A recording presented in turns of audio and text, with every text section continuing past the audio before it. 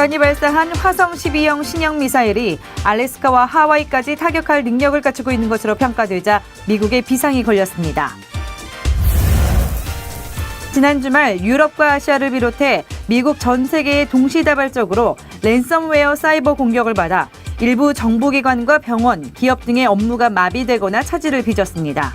이런 가운데 백악관의 국토안보부 장관은 미국 내 연방정부 시스템은 피해를 입지 않은 것으로 나타났다고 밝혔습니다. 도널드 트럼프 대통령은 한 해 100만 명 안팎에게 영주권을 발급하고 있는 합법 이민을 줄이지는 않을 것이라고 확약했습니다. 캘리포니아주에서 최저임금 위반으로 착취되는 임금이 수십억 달러에 달하는 것으로 나타났습니다. 여러분 안녕하십니까? 5월 15일 월요일 RK9 뉴스 시작합니다. 북한이 발사한 화성 12형 신형 미사일이 알래스카와 하와이까지 타격할 수 있는 능력을 갖춘 것으로 평가되자 미국이 비상에 걸렸습니다. 미국은 오늘 안보리 긴급회의에서 기존 제재의 철저한 이행과 함께 대북 석유와 에너지 공급 차단, 북한 선박 검색 등 추가 제재를 모색할 것으로 예고되고 있습니다. 네, 관련 소식은 워싱턴에서 한면택 특파원이 보도합니다. 북한이 문재인 정부 출범 나흘 만에 발사한 화성 12형 신형 미사일은 그들의 주장대로 미국의 알래스카와 하와이까지 타격할 능력과 기술 진전을 보여주고 있는 것으로 평가돼 미국이 비상을 걸고 있다고 AP통신이 보도했습니다. 북한은 이번 화성 12형 미사일이 고도 2111km, 1310마일러스와 30분간 787km, 490마일 날아갔다고 밝혔는데 이는 한미양국의 평가와 거의 일치하는 것이라고 이 통신은 밝혔습니다. 이를 고려해 정상각도로 발사했을 경우 화성 12형의 사거리는 최소 4000km 내지 최대 7000km, 2,500마일 내지 4,350마일로 알래스카와 하와이까지 타격할 능력을 보여주는 것이라고 AP통신은 평가했습니다. 북한은 그동안 무수단 미사일로 3,500km, 2,180마일 떨어진 괌 미군 기지까지 공격할 능력을 가시해왔는데 이번에 사거리를 크게 늘렸음을 입증시킨 것으로 해석되고 있습니다. 미국은 다만 북한 측 주장에서 핵탄두의 소형화와 대기권 재진입 기술을 입증하는 데에는 미달하거나 불충분한 것으로 판단하고 있다고 AP통신은 전했습니다. 북한은 ICBM에 탑재할 수 있도록 핵탄두를 1000kg 이하로 소형화해야 하는데 여기에는 아직 못 미치고 있는 것으로 미국은 보고 있습니다. 특히 핵탄두를 탑재한 ICBM 미사일이 미 본토까지 정확하게 타격하려면 엄청난 고열을 견딜 수 있는 대기권 재진입 기술을 입증해야 하는데 이에는 불충분한 것으로 판단하고 있습니다. 북한은 적어도 이번과 같은 핵미사일 시험 발사를 10번 이상 해야 핵미사일로 미 본토까지 타격할 능력을 입증한 것으로 간주될 것으로 보입니다. 이에 따라 미국은 북한의 핵미사일 고도화를 최대한 늦추기 위해 아직 사용하지 않은 대북 제재 압박 조치를 극대화하는데 주력하게 될 것으로 예고하고 있습니다. 미국은 안보리 긴급회의 때부터 기존 대북 제재를 철저히 이행하도록 촉구하는 동시에 새로운 대북 제재 조치로 북한에 대한 석유와 에너지 공급 차단, 북한을 출입하는 선박을 금색하는 봉쇄 조치 등을 모색할 것으로 경고하고 있습니다. 미국은 대북 압박에 앞장서온 중국과 이번 미사일이 근해에 떨어진 러시아 등이 모두 추가 대북 제재에 동참할 것으로 기대하고 있습니다. 워싱턴에서 RKTV 뉴스 한면택입니다. 지난 주말 유럽, 아시아를 비롯해 미국 등 전 세계에 동시다발적으로 랜섬웨어 사이버 공격을 받아 일부 정부기관과 병원, 기업 등의 업무가 마비되거나 차질을 빚었습니다. 이런 가운데 백악관의 국토안보부 장관은 미국 내 연방정부 시스템은 피해를 입지 않은 것으로 나타났다고 밝혔습니다. 자세한 내용은 조한교 기자가 취재했습니다. 중요한 파일을 암호화한 후 이를 푸는 대가로 금전을 요구하는 악성 프로그램 랜섬웨어. 지난 주말 유럽과 아시아는 물론 미국 등 전 세계 150여 개국이 랜섬웨어, 사이버 공격을 받아 수십만 건의 피해 사례가 발생한 것으로 알려졌습니다. As of this morning, it has reached approximately 150 countries and infected more than 300,000 machines. The good news is the infection rates have slowed over the weekend. We had been concerned about that when last we talked. 버서트 백악관 국토안보 보좌관은 국내 피해와 관련해 운송업체인 페덱스를 비롯한 일부 피해가 있었지만 연방정부 기관의 시스템이 피해를 본 사례는 없다고 말했습니다. 이번 공격으로 $7만 정도의 자금이 랜섬웨어 사이버 공격범에 건네졌으나 자료 복구로 이어진 사례는 보고되지 않았다고 밝혔습니다. 또한 계속해서 높은 수준의 경계태세로 관련 정보를 국내외 파트너들과 공유하며 사태 해결을 위한 공조를 지속적으로 펼치고 있다고 강조했습니다. We continue closely monitoring the situation around the clock at the highest levels of government. We're bringing all of the capabilities of the U.S. government to bear on this issue and are working side by side with our partners in the private sector and our international partners. 한편 사이버 보안 전문가들은 컴퓨터가 공격을 받을 경우를 대비해 두 가지 옵션이 있다고 말합니다. Yeah, if your computer is compromised, you really have two choices. If you have a good backup and you're comfortable restoring from that, then you should just start that process. If you don't have a backup and there's data that you really care about, your only real option is ultimately to pay the ransom or your data is going to be destroyed. 버서트 국토안보 보좌관은 이번 사이버 공격의 근원지는 미국 국가안보국 NSA가 아닌 다른 범죄 집단이나 다른 국가에서 개발된 것으로 보고 있다고 설명했습니다. RKTV 뉴스 조한규입니다. 도널드 트럼프 대통령은 한 해 100만 명 안팎에게 영주권을 발급하고 있는 합법 이민을 줄이지는 않을 것이라고 확약했습니다. 이는 이민 제한파들이 영주권 발급을 절반 수준으로 줄이려는 시도와는 상반된 것이어서 주목되고 있습니다. 도널드 트럼프 대통령은 경제 전문 이코노미스트와의 가진 인터뷰에서 한 해 100만 명 안팎인 합법 이민 규모를 줄일 것이냐는 질문을 받고 노를 서너 번이나 되풀이하며 절대 아니라고 일축했습니다. 트럼프 대통령은 우리는 이민자들이 합법으로 미국에 오기를 바라고 있다면서 합법 이민까지 절반으로 줄이려 한다는 관측을 부인했습니다. 트럼프 대통령은 전문직 H-1B 비자의 오남용 여부를 철저히 조사토록 지시해놓고 있으나 연방의회에서는 H-1B보다 더 광범위하게 이용할 수 있고 더 나은 혜택을 누릴 수 있는 W 비자 신설도 추진되고 있습니다. 트럼프 대통령은 미 업계가 확대를 강력히 촉구하고 있는 데다가 본인이 외국인 근로자들을 대거 고용해본 장본인이라는 점에서 취업 비자와 취업 영주권 발급을 대폭 줄이지는 않을 것은 물론 반대로 확대해 나갈 가능성이 더 높은 것으로 예측되고 있습니다. 캘리포니아주에서 최저임금 위반으로 착취되는 임금이 수십억 달러에 달하는 것으로 나타났습니다. 경제정책연구소의 임금 착취 현황 보고서에 따르면 캘리포니아주에서 최저임금 위반으로 착취되는 임금은 매년 20억 달러에 달했습니다. 이는 캘리포니아주 노동자 한 명당 매주 64달러, 매년 3,400달러에 달하는 임금을 착취당하는 것입니다. 보고서는 인구 통계학적인 범주에서 임금 착취 대상 대부분이 최저임금 노동자들이라고 강조했습니다. 이 가운데에는 이민자를 비롯해 여성, 청소년, 소수인종 등 취약계층이 대거 속해 있어 문제의 심각성이 부각되고 있습니다. 이러한 수치들을 토대로 전국에서 착취되는 임금을 취합해 볼 때 전국 최저임금 노동자들은 연간 150억 달러를 착취당하는 것으로 추산되고 있습니다. 올해 미스 USA로 뽑힌 참가자가 건강보험은 미국민의 권리가 아니라 특권이라고 주장해 소셜미디어를 달궜습니다. 어제 라스베가스에서 열린 미스 USA 선발대회에서 왕관을 쓴 미스 워싱턴 DC 카라 맥컬론은 질의응답 코너에서 건강보험이 미국민의 권리냐 특권이냐라는 질문을 받자 서슴없이 특권이라고 답했습니다. I'm definitely going to say it's a privilege. As a government employee, I am granted health care. And I see firsthand that for one, to have health care, you need to have jobs. 맥컬로의 발언이 알려지자 트위터를 비롯한 소셜미디어에서는 미스 워싱턴 DC가 가장 좋았는데 이제는 아니다. 오바마 케어 폐지가 아니라 미스 USA를 폐지해야 한다는 등의 글이 올라왔습니다. 하지만 일부 보수 성향 논평가들은 미스 USA의 발언을 지지하기도 했습니다. 크리스틴 데이트는 폭스뉴스에 폭스와 친구들에 나와 미인 대회 챔피언이 다양성 있는 사고를 보여줬다고 논평했습니다. 네, RK9 뉴스 잠시 후에 계속됩니다. 빅베어 인근에서 오늘 오전 지진이 발생했습니다. 연방지질조사국에 따르면 오늘 오전 11시 43분쯤 빅베어시리 동남쪽 6.2마일, 빅베어 레이크 동쪽으로 9.9마일 떨어진 지점에서 진도 3.6의 지진이 발생했습니다. 이번 지진으로 인한 인명과 재산 피해는 아직 확인되지 않고 있습니다.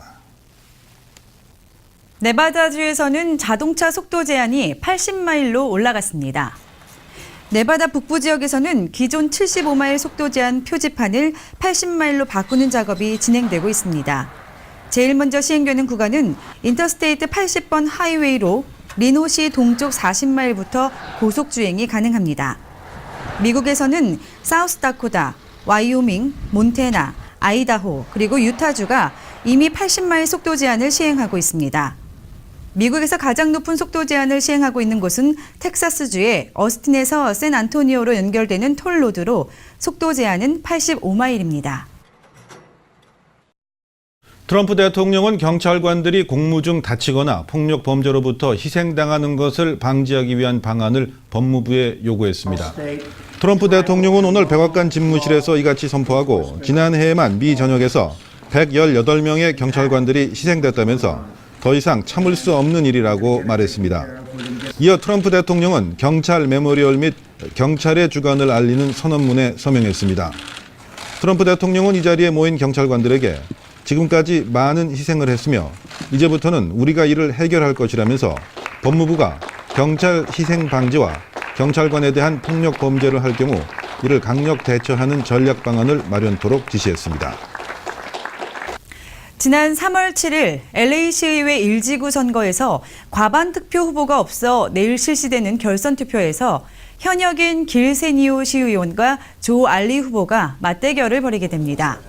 지난 선거에서 길세디오 의원은 49.34%의 득표율을 기록해 37.97%를 기록한 조알리 후보를 앞질렀지만 과반 득표를 하지는 못했습니다. 이런 가운데 조알리 후보가 RK 미디어를 찾아 한인 사회의 지지를 호소했습니다. There needs to be a priority on youth attending college. I will look into making it much easier for children growing up in this city to attend a university and to succeed. LA시에는 저소득 시니어들을 위한 주택 마련이 시급하다며 이들이 집을 장만하기 위해 평균 5년이라는 기간을 기다려야 하는 상황으로 이에 대한 적극적인 지원이 필요하다고 설명했습니다. 또한 전 세계로부터 온 다양한 인종과 커뮤니티 구성원들이 LA에 거주하고 있어 이들이 우리와 소통하는 데 불편함이 없도록 최선을 다할 것이라고 강조했습니다.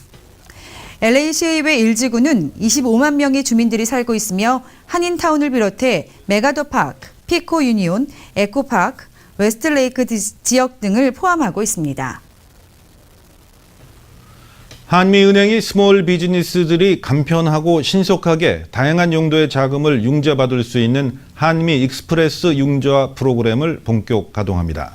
한미은행은 한미 익스프레스 융자 프로그램은 사업체를 운영할 때 필요한 $10,000에서 $250,000의 소액 융자를 복잡한 절차 없이 짧은 시간에 컴퓨터나 태블릿, 스마트폰 등으로 간편하게 신청할 수 있도록 한 융자 상품이라고 설명했습니다. 금종국 행장은 한미 익스프레스는 스몰 비즈니스들이 진정 필요로 하는 것이 무엇인지를 염두에 두고 만든 금융 상품이라며 급변하는 비즈니스 환경 속에서 사업체의 성공을 위해 요구되는 금융 상품과 서비스를 지속적으로 제공해 나가겠다고 말했습니다.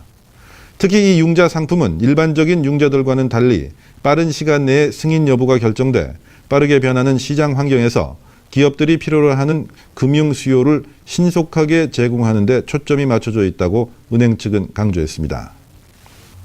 한인 가정상담소가 올가을 킨더가든이나 1학년에 진학하는 학부모를 위한 취업 준비 세미나를 개최합니다. 한인 가정상담소는 오는 31일 오전 10시부터 정오까지 LA 한인타운에 있는 한인 가정상담소 강당에서 취업 준비 세미나를 열기로 했다고 발표했습니다. 세미나 강사로는 수지우 전 3가 초등학교 교장이 맡게 되며 이번 세미나에서 아이들이 정규 교육과정에 진학하기 전 갖춰야 할 내용들에 대해 소개하는 시간을 갖게 됩니다. 또한 학부모들이 알아두면 도움이 될 만한 독서 지도법과 실제 아이들과 책을 읽으면서 해볼 수 있는 간단한 질문들도 강의할 예정입니다. 칸이정조 소장은 새로운 것에 대한 두려움은 미리 알고 준비할 수 있다면 줄어들 수 있다며 학교라는 새로운 세상에 나가게 될 아이들을 위해 부모가 미리 준비할 수 있다면 큰 도움이 될 것이라고 말했습니다. 이번 세미나는 사전 예약을 필요로 하며 수강료는 무료이고 주차비는 $3입니다. 잠시 후에는 이슈 포커스가 이어집니다.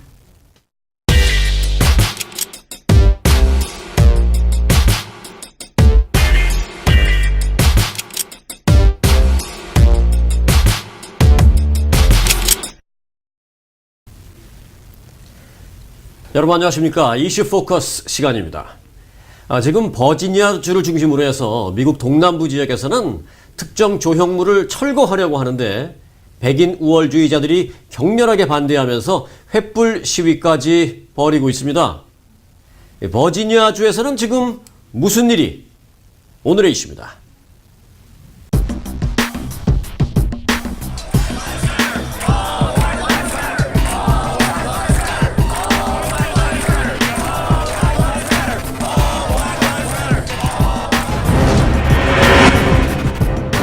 네, 오늘 김혜정 기자 함께했습니다. 안녕하십니까? 네, 안녕하십니까? 네, 이 지난 주말 동남부 버지니아주에서 백인 우월주의자들이 무슨 횃불 시위까지 벌이면서 격렬하게 반대하고 시위를 벌이는데 무슨 일이 있는 겁니까 지금? 네, 이 버지니아주 샬롯츠빌이라는 곳에서 일어난 곳인데요. 이 샬롯츠빌은 명문 공립대학, 이 유니버시티 오브 버지니아가 있는 곳으로도 유명하죠. 이 워싱턴 DC에서 차로 한 120마일, 2시간 반 정도 가면 있는 곳인데요.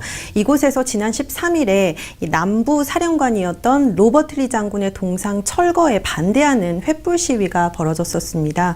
이날 시위에는 이 백인 우월주의자로 잘 알려져 있는 리처드 스펜서 씨가 참가를 해서 굉장히 시선을 끌었는데요. 이 리처드 스펜서 씨는 당일 이 현장에 모인 관중들을 향해서 백인 없이는 미국이 돌아가지 않는다. 백인을 대체할 어떤 인종도 없다. 이 백인들에게만 미래가 존재한다. 이렇게 주장을 했습니다.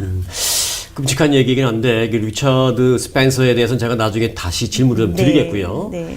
이게 그 남부 연합의 그 조형물과 관련된 모양인데 우선 오늘 이 얘기를 전개하기 전에 남부 연합이 무엇인지부터 좀 알고 가야 될 것 같습니다. 네, 뭐 아시겠지만 미국에서는 지난 19세기 말에 이 노예 제도를 놓고 이 남북 전쟁이 있지 않았습니까? 네. 예, 여기에서 이 노예 제도를 지지했던 남쪽에 있는 사람들을 칭해서 이 남부 연합이라고 부르는데요. 그러니까 이번에 철거 대상이 된 조형물들은 이 노예 제도나 인종 차별을 회상하게 하는 이 남부 연합을 회상하게 하는 그런 그 남부 연합의 활동을 기념하는 그런 조형물들이 대부분입니다.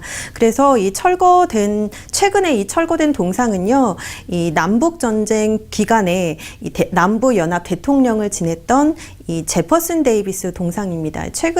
가장 최근에 철거된 동상인데요.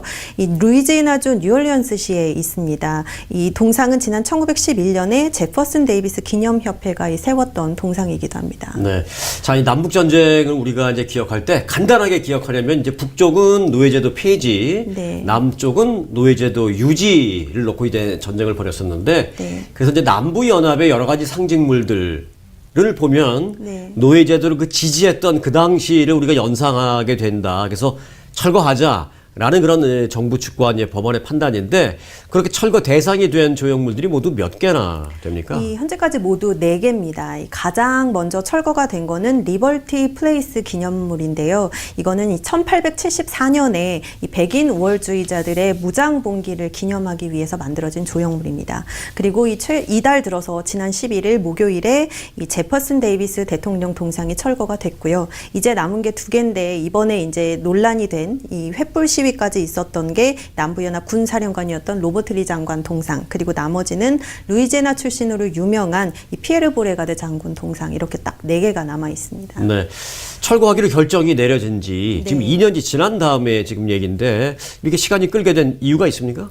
네, 그동안에 이 철거를 막으려는 소송이 계속 이어졌기 때문인데요. 그런데 이 관련 소송은 지난 3월에 연방 법원이 각 시 당국의 손을 들어주면서 이제는 계속해서 이 철거가 이루어지고 있는 겁니다. 네. 그러니까 말씀하신 지역이 이제 버지니아주 샬럿츠빌이라는 곳인데 네. 저도 사실은 지난 여름에 그 버지니아주에 거주하는 친구 집에 놀러 가서 한 일주일 있었는데 거기서 친구가 어딜 데려갔어요. 봤더니 무슨 평야 같은 곳에 대포가 있고 막 하더라고요. 그래서 이게 뭔가 했더니 남북 전쟁 당시에 그 상황을 그대로 놔둔 거라고 하더라고요. 그 사진이 뭐 여기 아직 있긴 있습니다만은. 네. 그래서 이제 남부 연합에 관련된 조형물, 그게 이제 샬롯츠빌 외에도 그 남부 연합 당시, 남북 전쟁 당시에 그 남군을 연상할 수 있는 그런 조형물들을 철거하자, 이런 게 이제 조금 더 이것저것으로 확산되고 있는 그런 상황인 모양이죠. 네, 뭐 기억하실 텐데요. 특히 지난 2015년에 사우스캐롤라이나주에서 한 백인 우월주의자가 총기를 난사해서 흑인 대형 교회에서 총기를 난사해서 이 9명을 살해한 사건이 있었습니다. 네. 굉장히 큰 뉴스였는데 그때 이 용의자가 남부 연합 깃발을 흔드는 장면이 공개가 되면서 굉장히 공분을 사기도 하고 뭐 논란이 일기도 했습니다. 그러자 이 몇몇 주에서는 이 남부 연합을 상징하는 그런 깃발이 있거나 문양이 있는 조형물들을 하나씩 지금 없애기 시작하고 있는 겁니다. 이런 주정부의 시도, 이 남부 연합을 생각하게 하는 또 상징하게 되는, 이게 이제 꼭 남부 연합을 부정하기 위해서보다는 그 노예 제도를 강력하게 지지했던 그때 상황을 좀 지우기 위해서 이제 그러는데, 이런 그 철거하려는 계획에 상당히 반발하는 그런 단체나 기관들도 적지 않죠. 물론입니다. 그래서 뭐 백인 우월주의자들은 당연히 반대를 할 것이고요. 하지만 이 또 남부연합 깃발이나 관련 조형물들이 인종주의를 상징하는 건 맞지만 어찌됐건 미국의 한 역사를 차지하는 부분이기 때문에 보존을 해야 된다, 이런 의견들도 있습니다. 뭐 부끄러운 역사도 역사다, 놔둬라, 그렇죠. 뭐 이런. 네, 맞습니다. 그런 진짜 그렇게 생각하는 사람들이 있지만 또 그걸 내세워서 인종적인 백인 우월주의자들도 있고요, 사실은. 네, 맞습니다. 그래서 가장 최근에 철거가 됐던 제퍼슨 데이비스 동상이 있었던 이 뉴올리언스시 철거 결정의 과정에서도 굉장히 심한 반발이 있었는데요. 반대 소송뿐만이 아니라요, 심지어 관계자들을 살해하겠다는 이런 협박까지 받고 있다고 합니다. 그래서 이 시 당국이 철거 당일에 그 철거하는 작업을 하는 모든 이들에게 이 방탄복, 방탄조끼나 뭐 방탄모까지 착용을 하고 이 작업을 해야 했고요. 또 저격수들까지 배치가 됐었다고 합니다. 아, 이제 끔찍한데요. 뭐 요즘 뭐 트럼프 대통령이 뭐 가짜 뉴스 얘기 많이 하면서, 네. 뭐 대한 뉴스 하면서 뭐 얼터너티브 뉴스 뭐 이런 얘기도 많이 하면서, 네. 요새 그 대안이라는 그게 이제 유행어가 되기도 했는데, 네. alt right, 그러니까 네.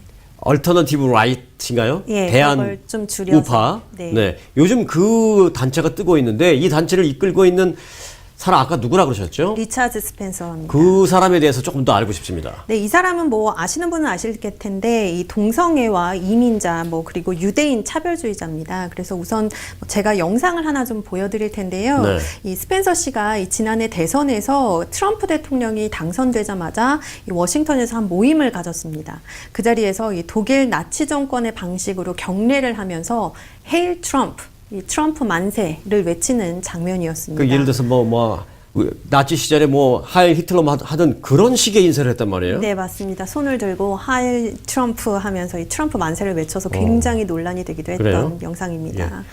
함께 좀 보시죠. 네. Hail Trump! Hail our people! Hail victory!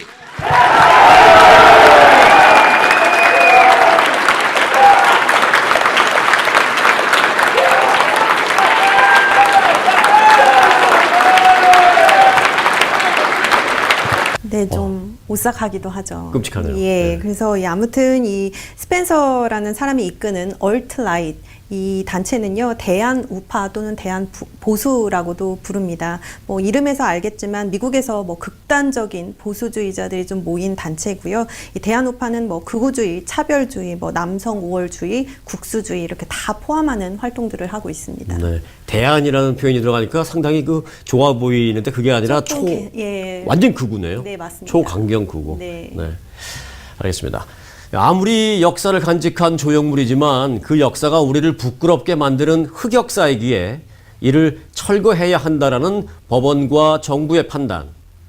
하지만 철거는커녕 오히려 백인의 파워를 보여줘야 한다며 결집을 시도하는 초극우 단체. 1861년 남북전쟁 이후 미국의 동남부 지역은 150여 년 만에 지금처럼 다시 또 분열을 겪고 있습니다. 오늘 이 문제 좀 알아봤습니다. 김현정 기자, 오늘 수고 많았습니다. 감사합니다. 여러분, 고맙습니다.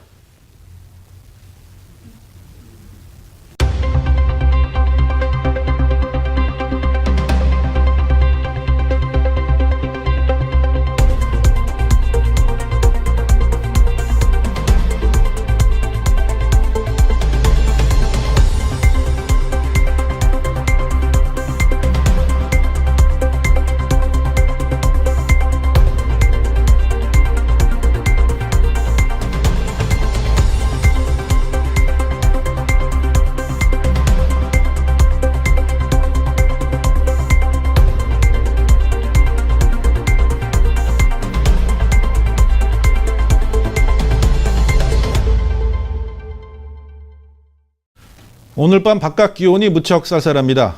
건강에 유의하시기 바랍니다. 계속해서 이어지는 뉴스판도 많은 시청 바랍니다. 이상으로 RK9 뉴스 모두 마칩니다. 시청해주셔서 고맙습니다.